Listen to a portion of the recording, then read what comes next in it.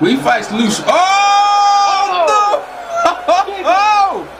Big left hook from Cosimo. And he caught him. Goes down And he hard. looks hurt. Tensions and managed to catch him. Here's the replay. Oh, look at Right, that. and a traded hook. Counter left hook. On that, the girls landed flush on the chin. And Look at then it. finally, the left hook to the body. Yeah. 1-2 showing that bad blood between them. And he's happy. And look how he's- Ring perfectly placed. Right to his liver. You see Casimiro showing out after he drops him. Showing that bad blood between them. And he's happy. And look how he's... Yung mga idol, kumusta? Uyod Boxing Fanatics nga pala. So masamang balita nga ito sa Team Casimero, mga Uyod Boxing Fanatics, kakapasok lang na balita. Catman ng ating pambato na si Stephen Lunas ay tuluyan na ngang nag-sign off dito nga sa Team Casimero.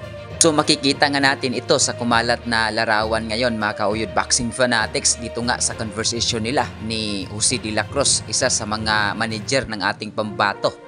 At dito nga makita natin na talagang umalis na ng tuluyan itong si Stephen Lunas dito nga sa Team Casimero.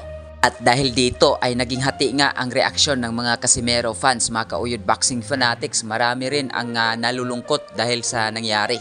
So magbigay lang tayo ng kaunting trivia, mga Uyod Boxing Fanatics, sa mga hindi nakakaalam. Ay hindi lamang ito ordinaryong catman, itong si Stephen Lunas ay kumpadre rin ng ating pambato.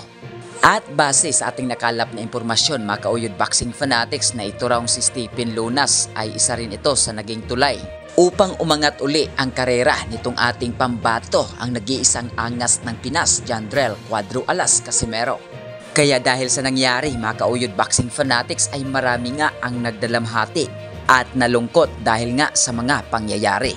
Ngunit sa kabila ng lahat, mga Uyod Boxing Fanatics, ay marami pa rin ang umaasa na pagkatapos ng laban ng ating pambato laban dito kay Yukinori Oguni ng Japan ngayong buwan ng Oktubre 12 taong kasalukuyan, ay umaasa ang lahat na babalik itong si Stephen Lunas dito nga sa Team Casimero.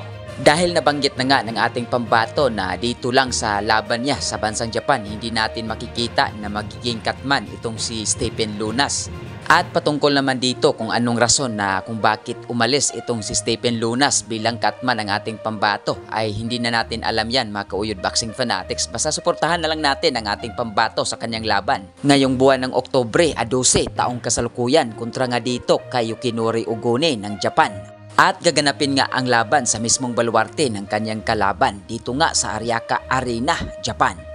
Yo! Cuadro Alas 3-time world champion ng angas ng Pinas, Batang Ormoc, Jandrel Casimero. Guys, kung bago lang kayo sa YouTube channel na to, Uyod Boxing Fanatics, so ano pa hinintay nyo? Mag-subscribe na! Let's go!